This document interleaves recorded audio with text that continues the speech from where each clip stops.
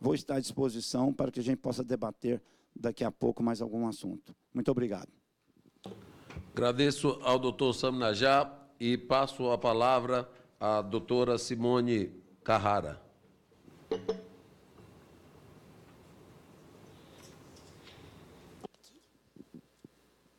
Bom dia a todos. Bom dia, deputado. A gente vai falar de um tema, disfunção temporomandibular e dor orofacial, e a gente começa logo por uma questão. O nome da especialidade. As pessoas têm dificuldade já daí.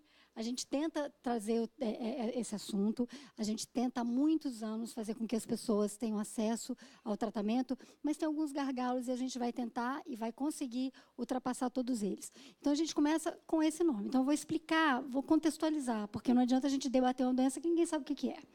Disfunção temporomandibular é a disfunção da articulação temporomandibular, que é essa articulação que liga a mandíbula ao crânio. Se os senhores abrirem e fecharem a boca e colocarem a mão à frente do ouvido, vão perceber, vão saber do que a gente está falando.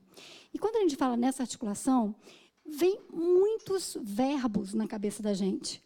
A gente vai falar em mastigar, a gente vai falar em bocejar, gritar, falar, chupar, lamber, saborear. E eu ficaria aqui uns 15 minutos citando verbos, citando ações que estão relacionadas ao movimento dessa articulação temporomandibular.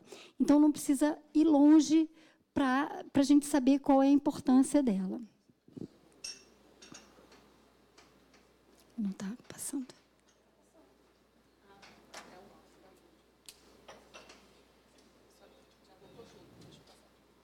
Sim.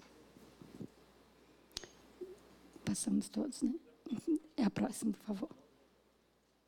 Bom, então a definição. Vou ser bem breve, porque pode ficar... Termo coletivo que abrange vários problemas clínicos que envolvem a musculatura da mastigação, a ATM e as estruturas associadas a ambas. E são responsáveis por todas aquelas ações que a gente citou anteriormente. Os sinais e sintomas mais comuns: dor na face, dificuldade para realizar os movimentos mandibulares, então a gente não consegue abrir a boca, falar, bocejar, como eu falei para vocês, se essa articulação estiver comprometida. Dor no ouvido, na garganta, ruídos na articulação, porque quando a pessoa abre e fecha a boca, ela faz determinados ruídos. Algumas vezes que ela tem um problema, não é sempre que ela tem um problema que tem um ruído. Então, a gente tem que ficar atento, porque tem pessoas com disfunção e que têm uma articulação silenciosa. Dor na cervical, zumbido, tontura e vertigem. E muito importante mesmo, cefaleia. Tem muitas pessoas, muitas mesmo, a gente sabe que a cefaleia ela não tem uma única causa, ela é multicausal, como a própria disfunção, mas a DTM, a disfunção temporomandibular, participa muitas vezes. Então, é bem comum, muito comum mesmo, a pessoa que tem disfunção temporomandibular apresentar também dores de cabeça, e essas dores de cabeça muitas vezes são diárias e afetam a vida da pessoa. Então, a gente imagina um paciente, uma pessoa que acorda, ela vai tomar o café da manhã, tenta colocar o alimento na boca, ela não consegue, ela começa a sentir dor, ela interrompe, ela não tem nem ânimo para continuar, e aí começa a ter dor de cabeça, vai enfrentar o trânsito com essa dor de cabeça, vai chegar no trabalho com uma série de atividades, ela tem ou tontura ou vertigem. Eu estou colocando o caso que tenha muitos sintomas, porque a gente pode ter um paciente com disfunção e ter apenas um desses sintomas. E isso afetando a vida, ela procura vários e vários especialistas e trata de várias e várias formas e carrega, às vezes, 40 anos da vida dela, uma dor cotidiana, um incômodo muitas vezes incapacitante, porque não sabe que tem a patologia e, portanto, não trata essa patologia. Isso realmente pode, e muitas vezes, na maioria das vezes, interfere mesmo na vida do paciente. Esse paciente a gente não pode abandonar, a gente tem que cuidar dele. Agora, falando em epidemiologia, a gente não pode pensar numa doença que acontece excepcionalmente, muito pelo contrário, é uma das doenças mais prevalentes que a gente tem.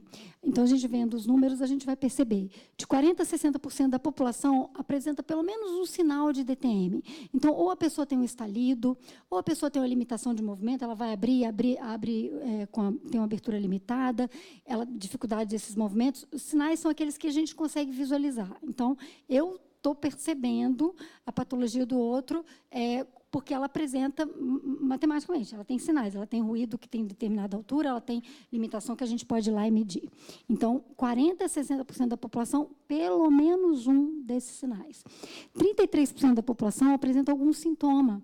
Então, a gente tem pelo menos 3 em cada 10 pessoas com algum sintoma. Ou ela tem uma dor de cabeça, ou ela tem uma dor na cervical, ou ela tem uma tontura, ou, na verdade, por conta dessa disfunção. Tem muita gente. Então, a gente está falando da população, assim, ou ela, ou alguém muito próximo dela, sofre com isso, porque a gente não gosta também de ver alguém que a gente tem afeto ali naquele sofrimento. Então, interessa absolutamente todo mundo. A gente não tem a menor dúvida disso. Esses estudos são subestimados, mas de 15% a 22% da população tem necessidade de tratamento. Então, quantas patologias a gente tem hoje que tem uma prevalência de necessidade de tratamento tão grande quanto essa? E a gente tem hoje 0,03% da população tratando. E o que acontece com esses pacientes? Que sofrem, eles não vão ficar em casa sofrendo, no trabalho sofrendo, eles vão procurar assistência. Então, eles estão ou em casa abandonados lá embaixo da coberta e tomando um monte de medicamento, ou eles estão no banco dos hospitais, tanto da rede pública quanto da rede privada. E estão lá recebendo um tratamento que não é o tratamento adequado, e eles vão voltar na semana seguinte. E assim eles vão ficar 40 anos, 50 anos, gerando um custo absurdo, porque ele não está fazendo o tratamento correto. E, além disso, ele tem a vida dele completamente comprometida, dele e das pessoas que estão próximas a ele. E, assim, a faixa, né, etária, mas a prevalência é maior entre 19 e 45 anos. É a população ativa. Então, quando a gente fala em absenteísmo, a gente assusta de ver a quantidade de pessoas que estão deixando de trabalhar, de exercer suas tarefas, porque estão com dor, estão incapacitadas, ou estão com alguma dificuldade, tontura, alguma coisa assim. Tá? E a gente tem um problema. A gente não tem muitos estudos epidemiológicos. Hoje, quem é da área de saúde sabe, na pesquisa, quando a gente fala em evidência científica, tem alguns modelos de estudo que têm mais prestígio. Né? Então, quando a gente fala em estudo epidemiológico, isso não dá status para ninguém, não dá muito, assim, não é uma, assim, não gera um interesse muito grande dos pesquisadores. Eles querem trabalhar ali sabe, eles querem trabalhar com meta-análise, eles querem fazer trabalhos mais elaborados, mais sofisticados, porque eles estudam tanto, de se entender. E quando a gente fala em estudo epidemiológico, eles não têm interesse em fazer. Então, a gente precisa também de verba, por exemplo, para conseguir desenvolver pelos institutos de pesquisa esse tipo, para a gente conquistar esse tipo, ou no Ministério da Saúde, para a gente conquistar esse tipo de informação, porque o pesquisador não está querendo fazer estudo epidemiológico. Né? Então, isso é bem importante. Bom, eu vou passar rapidamente para a gente entender por que a gente sabe que a gente pode pedir algumas coisas diante do que a gente teve de evolução no tratamento dessa patologia. Olha, desde 1934, quando Kosten descreveu a patologia, a gente vem tentando assistir essas pessoas. Veja, 1934. Se a gente pensar, a gente avançou muito do ponto de vista de pesquisa, a gente avançou muito da eficácia do tratamento, mas a gente não avançou praticamente nada em termos de assistência. Praticamente nada.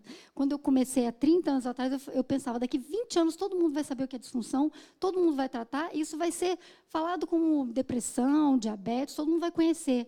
Nada aconteceu. Acho que começa pelo nomezinho lá, como eu falei, porque temporomandibular, e a gente não vai esquecer mais, né, gente? Porque temporo de osso temporal, mandibular, mandíbula, por isso fica disfunção temporomandibular. Então, a gente não vai esquecer mais essa doencinha. Então, assim, eu imaginava lá, 30 anos atrás, que hoje a gente ia estar falando e todo mundo ia saber. E veja, eu estou precisando introduzir o que é a patologia. Então, a gente avançou em termos de pesquisa, mas a gente não avançou na assistência.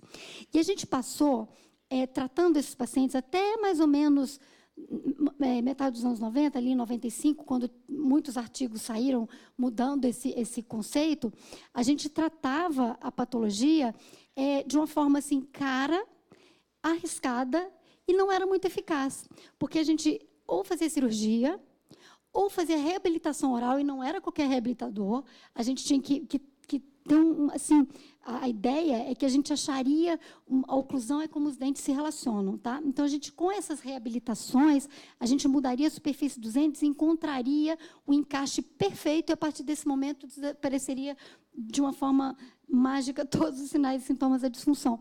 E a gente tratou isso, olha, durante mais de 50 anos era a nossa abordagem. Isso era muito caro, então o paciente tinha que ter assim pelo menos um carro importado aí, para fazer um tratamento de disfunção temporomandibular, e a eficácia não era como é hoje. Então, a gente, assim, quando as pessoas começaram a conhecer, o que elas pensavam? Bom, para quem sabia que o paciente tinha disfunção, ele falava assim, mas eu não vou encaminhar, porque ele não vai ter como pagar, ele tem risco, e não é sempre que responde. Então, a gente ficou muito tempo nessa situação. Só que a odontologia deu conta. Ela foi atrás disso. E hoje a gente oferece recursos completamente diferentes. Bom, a gente foi avançando. Em 2002, a gente criou a especialidade. 5 países no mundo. Nessa época, só 4 tinham especialidade. Hoje, tem aumentado. Mas, quando a gente criou a especialidade, só outros 4 países do mundo, nem os Estados Unidos, que para a gente é uma referência, tinha e tem especialidade.